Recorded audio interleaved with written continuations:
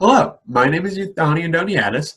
I am a University of Maine's Bachelor of Arts attendant, majoring in art education. In this video, we're going to be going over radial symmetry, but these assignment that I'm going to be showing you and playing out is very similar to that of a mandala. However, we're not going to be focusing on any of the spiritual or religious aspects pertaining to the Buddhist religion. We're going, if you have any of your own spiritual beliefs, though, that pertain to like keeping safe and healthy, such as a mandala is meant to help protect as well as channel balance, then go ahead and you can add that to it as you please. However, we're not going to be focusing on any Buddhist traditions specifically. Hello, my name is Euthani Andoniadis, and today we're going to be doing a lesson about a land art project in the theme of radial symmetry.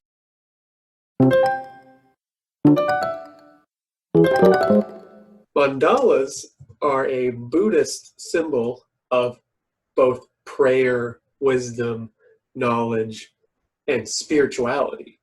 We are not going to be focusing on any of those aspects, so it's important to know the distinction.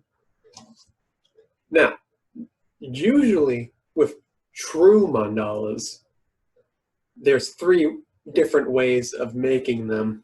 There's painting, there's using sand, and there's also drawing them. Now, the major important part of the mandala that we're going to be focusing on as just art is the symmetry of them. Now, the thing with mandalas is that they are often broken up into 8 or 4 spokes, like a bike wheel. Now, as you see here, I already have some of the spokes created. Now, to make a spoke, the easiest way to do it is to take a protractor. And although they're normally made with 8 spokes, which would be a 45-degree turn, we're going to be focusing on 4. But I'm going to show you how to make 8 real quick. So what you want to do is you want to find the middle of your circle, and you can use paper or any other fabric or any other material that you have that you can cut into a circular shape. And it doesn't have to be this big. It can be smaller. It can actually be even the size of the protractor, and then you'll know exactly what the middle of it is. But first you want to find the middle of your circle and draw a line through all the way from top to bottom. Then you want to turn it 90 degrees and do it again. Now, if you look on the protractor, there should be lines with numbers, and those numbers are what dictates if it's going to be what degree you're turning it towards to do the line. Now, to make the 8 spokes, you want to make sure that you turn and do a line completely through at every 45-degree interval. With the 4 spokes, like what I'm going to be focusing on today, it's a 90. So you want it to have 4 sections total. Now, what we're going to be doing is that instead of using paint or sand or drawing, we're going to be doing this as a land art, primarily through the use of found materials out in my backyard. Now, these can be made with any natural or like objects that, or plant fibers, or what you have around you. You can do it with rocks, you could do it with even sand if you want to. I live next to a forest, so I used mostly leaves and branches. And although you don't have to glue them to the paper, you can just place them flat like this. You can glue it, although you have to remember that it will dry, like the leaves and sticks or whatnot will dry out, so it will shift a bit, or it might even crumble, which is unfortunate. But just for prosperity's sake, I'm going to be showing you how to use these sticks and leaves to make a mandala, but feel free to use whatever you find outside. The major thing we want to use is natural materials, and we want to make sure that it's symmetrical with the lines that we had just made. So if we look here, I have already taken the liberty of making one, as you can see right here. So if you can see, what I did here is that I used soil and fertilizer, potting soil that we had around, and I was able to make a black inky substance that I colored the paper with. Then I had glued leaves onto it using hot glue. So this is a glued version. And across the 4 lines that we had talked about before, making the 4 lines, I had put sticks so that it's easier to make it relatively symmetrical. You can have it mapped out better. So I then put pine needles all in the same position across, and I then put fir or spruce needles as a little star on the inside. Now you might be thinking that the leaves are all different and they're placed randomly, but the leaves aren't the main focus. I'm just using those as a backdrop just to give it a bit more of a natural feel. The main components are the needles that you see all pointing in this, like mirroring each other, and then also the stars coming out from the middle. Now, interesting thing about mandalas, though, is that they used to be, well, they still are, but they used to be used a lot by travelers as a means of protection while they were traveling. So, on the topic of traveling, I'm going to take this outside, and we'll see what a true land art version of this will be without the paper, but outside on the ground, again using stuff that I found around. All right, I'll be seeing you in a minute. Before going outside, I just want to go over a quick historical lesson about radial symmetry. System of calendars used in pre-Columbian Mesoamerica and in many modern communities in the Guatemalan highlands. The essentials of the Maya calendar are based upon a system which has been in common use throughout the region, dating back to at least the 15th century, and shares many aspects with other calendars employed in other civilizations at that time. By Maya mythological tradition, it's documented that it is reconstructed in late classic and post-classical inscriptions that a deity is in fact responsible for giving the Mayas the calendar system as well as writing in general. Now, as you can see in the Mayan calendar, except for a few discrepancies amongst many of the various symbols and figureheads found within the piece, it shares common aspects with today's lesson. As you can see, they employ an 8-spoke system, as well as showing that the figures in the middle form 4 separate directions away from the very middle head, and employ radial symmetry throughout each concentric circle, going from the very most outside ring all the way to the center.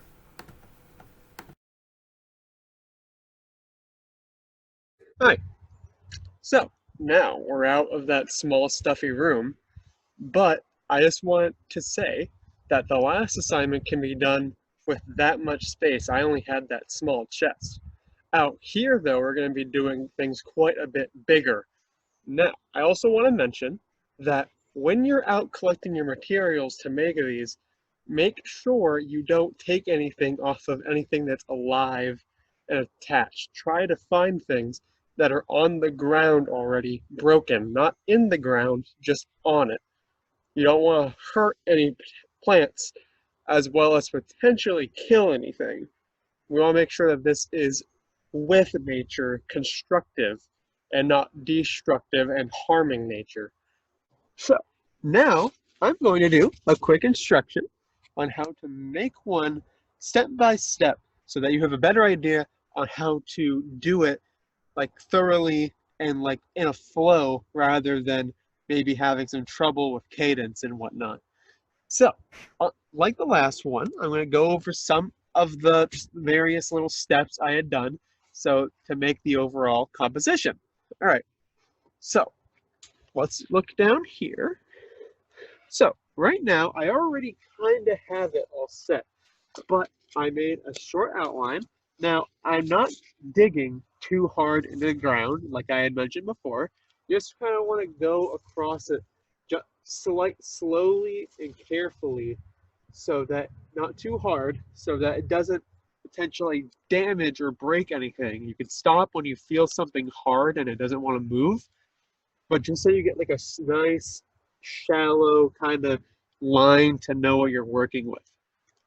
Now, what I personally like to do, but you don't have to do it, is I like to put leaves as like a background so it kind of breaks up the color of the dirt from the rest of the dirt, like right here. Got this and then this. It looks the same right here to there. But if you put some leaves over it, it makes it have a background that's easier to distinguish. So, and it's fine if there's like a couple little twigs or whatever, whatnot in there. The main key is that it's comprised mostly of sticks and some various needles.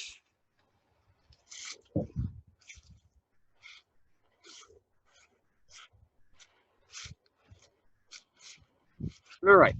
Now, part of what makes this an assignment in radial symmetry and not a mandala is that we are now going to focus not on any sense of spiritual or religious meaning, but we're going to focus on being careful with ourselves and others, especially in these times. And I'm also going to now start putting the spokes that we had shown earlier together so you have a better idea on how to do that, especially with this, where it's really hard to measure it for a protractor or a ruler. So you kind of have to kind of like eyeball it a little bit. So let's look back down here. So this is where the eyeballing comes into play. Now you want to take a good stick that roughly encompasses the full length from top to bottom of the circle that we have. And that's you want to try and get that as much in the middle as you can. That's the most important step. Is that you need a basis to start off of. Now you can try putting sticks to both sides of it, like so. And that's the 4 quadrants. The one I had done inside, we had 4 separate quadrants. However, the 8 spokes have another 4 sticks that go in between the quadrants as well. So, if I do so like this,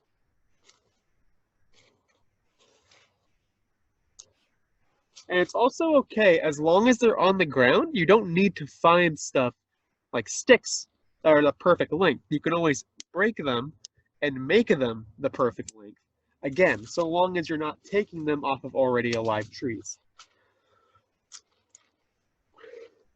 So, next, now that we have our spokes all set, we want to try and put details and elements in there to help make them symmetrical and make sure that, like the others, it's mirroring in each individual spoke with each other. So that's all the same, or as close to the same as we can get it with natural found objects. So, just like the others, I'm going to do this one somewhat differently. Instead of the middle, I'm going to put them more on the outside.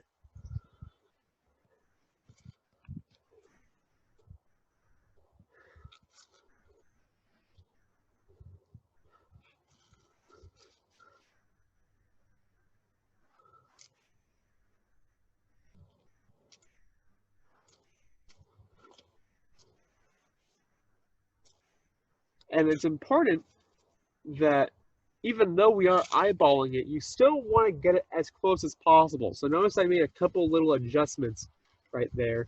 You want them to all overall be somewhat the same distance apart from each other and their spokes. But if it's not possible, then that's okay too. So I'll do the final one right here and there. So right now, this is a good start. If you have something that's along these lines, you've done a really good job so far. If not, it's your style. It doesn't have to be the same as me. You're free to do whatever you wish. Again, use different elements. You can use rocks, you can use flowers if they're like dead on the ground already, of course, like petals of a dead flower or whatnot. Um, but also we want to try and stick away from like things that you find outside but aren't natural. Like try not to use asphalt or like tarmac. Like human-made things that you can find outside are not the same as like a leaf, which grows into nature. So I'm gonna do one more detail just to round this out so you get a good idea about what is being like kind of along the lines of expected from a radial symmetrical point of view. So I'm going to take some sticks like this. I'm going to break it apart and I'm going to do an outline as my final little piece. And when I say outline, I'm going to put them kind of in a way to connect the spokes. So it's almost like a circle within the outline of the circle. And again, you don't have to do this. And the other one, I had done an oval. Now I'm doing like on top of it. Now I'm doing a circle within the circle. But you don't have to do that. I'm just doing it because I want to. But if you want to do squares, rectangles, a diamond, so long as it's the same throughout, then it can be whatever you wish it to be. Here, I'm almost done here.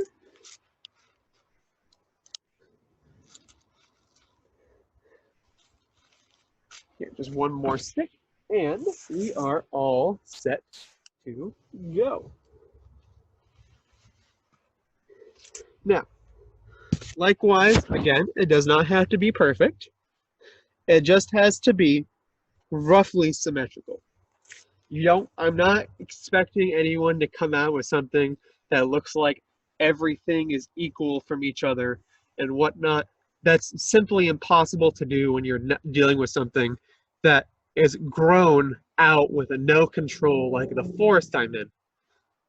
But I will say that radial symmetry isn't just about having everything look the same as well. It's also about having everything flow across each individual point.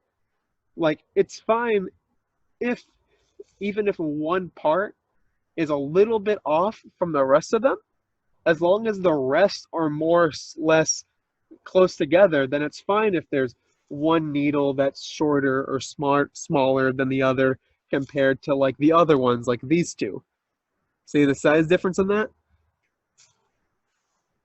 But that's all fine. And now I'm going to go on and finish up with a little message about staying safe with these figures, with this radial symmetry. Mandalas that you'd find in Buddhist culture all protect against chaos. They channel harmony. And that's what I need you guys to do now. I need to make sure that you're staying safe.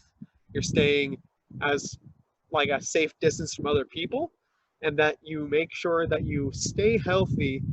And while you still can, or if you can't, try to get as much time doing activities to keep yourself preoccupied before you either have to stay indoors. Like I'm out in the woods right now because I can go out in the woods still.